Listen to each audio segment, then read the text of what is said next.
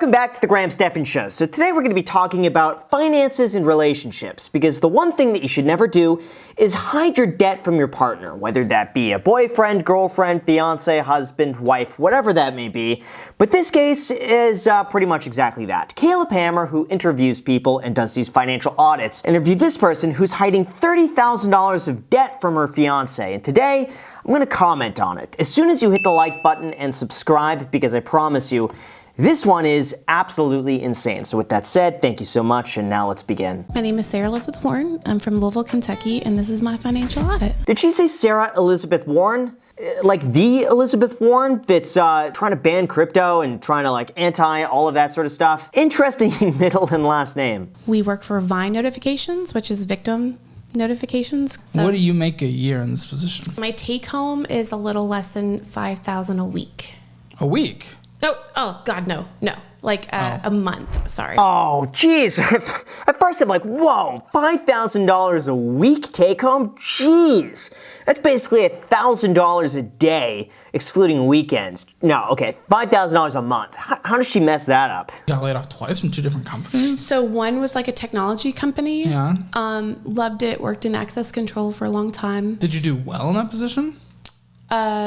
Probably not, which is why it was the first round of Okay, well, I layoffs. was Yeah. wondering, yeah. And then the second one was with a real estate company. So some of this could be the wrong place at the wrong time. If she's with a company and they're downsizing, they're going to be cutting people left and right. And if she's not pulling her weight plus some, they're going to cut you. You have to make yourself so indispensable at these tech companies that you're basically doing the work of 2 or 3. I mean, that's just the risk of it. If they have to lay off 50% of the company at some point, you got to be doing above the average, well above the average to stay. I was supposed to get married last February, and we decided to delay the wedding. We delayed a lot of the stuff, and which is fine. I mean, we're going to get married eventually. So we did delay a lot of that stuff and pushed it away. We lost deposits on a couple different things. Oh, no. Oh, man, that's gotta suck. But then again, it's losing deposits versus spending money you don't have. It's cheaper to lose the deposits at that point. It's not a good situation at all, but still, it's you'd rather lose the money than spend what you can't pay. Well, if there's anything you shouldn't delay, it's hitting that subscribe button.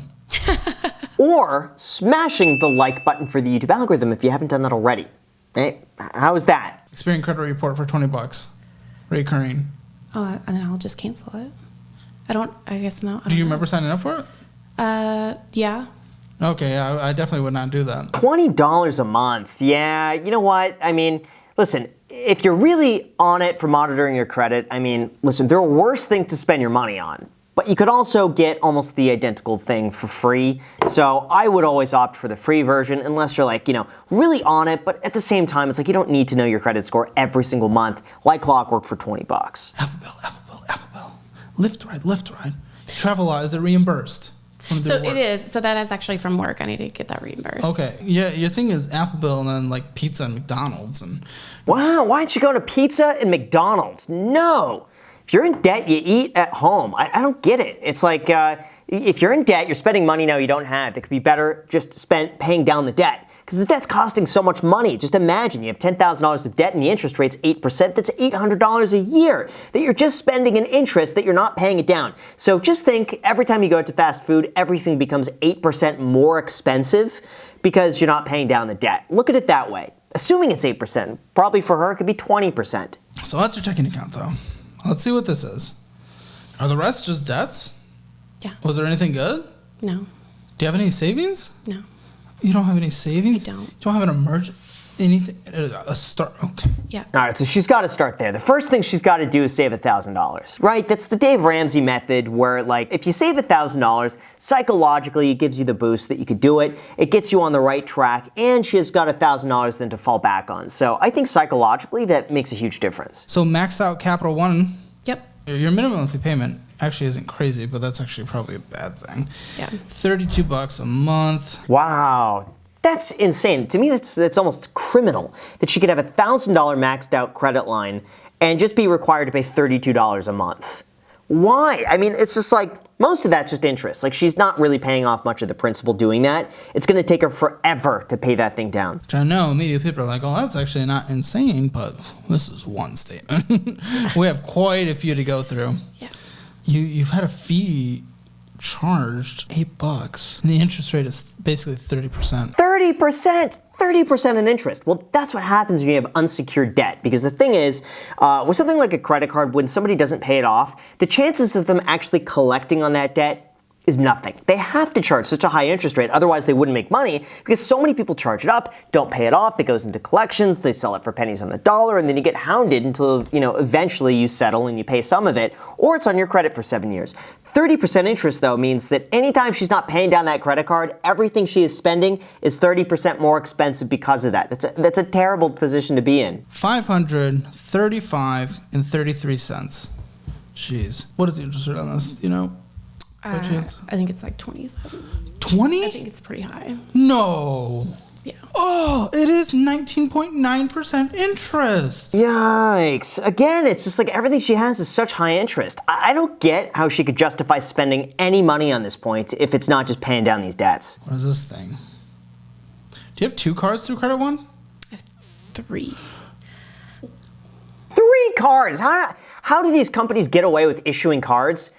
The people max them out and they're like, oh, just take another card. Like, how do they make money doing that? Do they expect these people just to pay it off? My assumption is that they hope eventually they're going to be charging more in interest and more in fees than the person actually has on the card. And then afterwards, they could discharge it, sell it for pennies on the dollar, and still make a profit. Because otherwise, it's unprofitable to give money to her. Because if they don't get paid back, they're going to lose. Purchases. Why are you purchasing on a card that's maxed out? Because I think I made all the payments. What do you mean you made all the payments? You paid $100 and I ate $25 fee. Starbucks and DoorDash. It wasn't even anything good. It was just bullshit. What? DoorDash? Again, $60. It's like that's the interest she's paying. It makes no sense to be doing Starbucks and DoorDash. You can't afford it. The balance is $378 with the interest being lost of $10.47. The rate on this must be poo. Oh yeah, it's over 30%. Yeah. Oh, okay. Oh my gosh.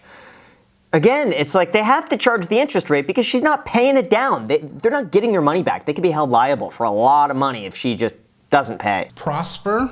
Mm-hmm. Gosh, all these have such names like there's such a benefit. Maxed out. Yeah. 1,000. This one's the biggest now. 1,463. You are hurting my soul. I know. But your soul probably hurts, so. Yeah. What does her fiance think of all of this? I mean, listen, is this person not involved at all in like, hey, honey, don't get another credit card. That's a bad idea. Don't do DoorDash. Don't do Start. Like, I know you can't quite, control what she's going to spend her money on, but at the same, like, bring it up. Bring up these concerns. Hey, maybe it's a bad idea to max out 5 credit cards at this point. Maybe you should take a step back. Is that the type of person you want to, be in a relationship, commingle and go into a marriage with, debt and credit cards? You just got to get this paid off. Decline because you're over the spending limit? I know, yeah. Why are you still swiping on something that's getting declined? Yeah. Hobby. It's automated. It's an automatic payment. Crap. Oh, that's why. I was about to say, it's like, you don't just sit there and like, oh, it declined, let me try it again. Oh, it declined, let me try it again. So she's on all these auto payments. She probably has no idea what she's spending every month. It's automatically being charged to the card. The card hit its limit, and then they just start getting declined. So you've done almost all of this while being fiance. Mm-hmm. What are his thoughts on this? I'd be freaking out, personally. Yeah. I don't think he knows. No. Why? Oh, red flags. Red flags. She's hiding money in the debt from you. Just the fact that, like, I feel like finances should be such a transparent thing, especially when you're getting married.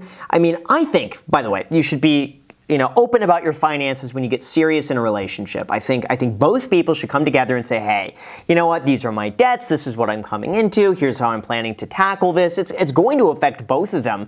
So to hide this is like she knows he's not going to like it. That's why she's not telling him this stuff. To me, that would be a deal breaker if she's hiding all of this stuff, because it's like, it's obvious. He's not going to be approving of it.